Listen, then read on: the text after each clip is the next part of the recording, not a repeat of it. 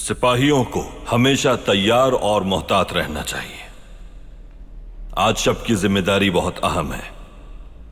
अपने सिपाहियों की तरबियत के लिए उन्हें सख्त आजमाइश से गुजारना चाहिए। मजबूत तलवार, कवी जसारत और एक भरोसेमंद सच्चे दोस्त का साथ मिलने के बाद कई सिपाहियों के साथ मिलकर खुद को साबित कर देंगे इंशाअल्लाह। मुझे इसमें कोई शुबा नहीं, लेकिन क्या यह सब एक सिपाही के लिए काफी है सुलेमान? बर्क रफ्तार रहवार, एक मजबूत सिरा। सबसे पहले अक्ल की जरूरत है बेटा, अक्ल की। बहादुरों के लिए मैदान जंग हमेशा सजा रहता है। तुम्हें इसमें तरह तरह के दुश्मन मिलेंगे।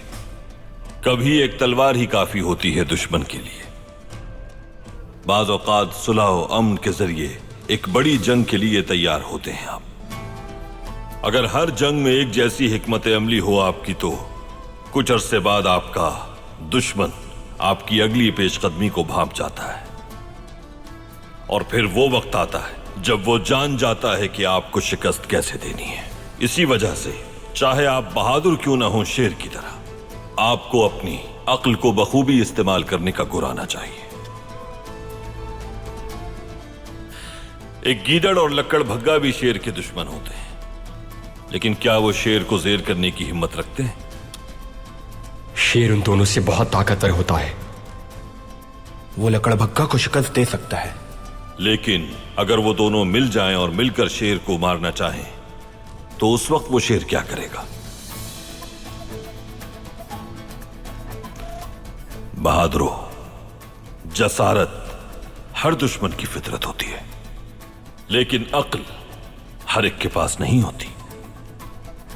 अक्ल से आरी शेर जसारत का इस्तेमाल करके बगैर कुछ सोचे लड़ पड़ता है और बहुत जल्द थक जाता है। वो कुछ जख्म भी लगते हैं, उसके पंजे दर्द करते हैं, मुमकिन है मर जाए वो। लेकिन एक अक्लमंद शेर किसी भी सूरत उस वक्त उनसे नहीं उलझता। सबसे पहले वो उन्हें आपस में लड़वाता है, वो चारा डालता है उन्हें। जब गीदड़ और लकड़ भग्गा आपस में चारे के लिए लड़ रहे होते हैं, तो अक्लमंद शेर इंतजार करता है उनका घात लगाकर। एक दुश्मन दूसरे को जब मार डालता है, तो फिर उस शेर के दुश्मन कम हो जाते हैं और फिर वक्त आने पर दुश्मन को एक ही वार से अपने पंजे से जेर कर देता है।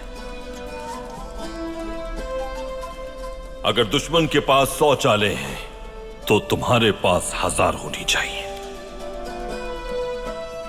सिपाही कैसे बनते हैं अब अंदाजा हो गया तुम्हें? कुव्वत शेर की तरह होनी चाहिए, शेर की तरह बहादुर और साहिब अक्ल, और बर्क रफ्तार भी। माशाअल्लाह मेरे बहादुर जवानों। अब चलो जाओ, जाकर जिम्मेदारी निभाओ।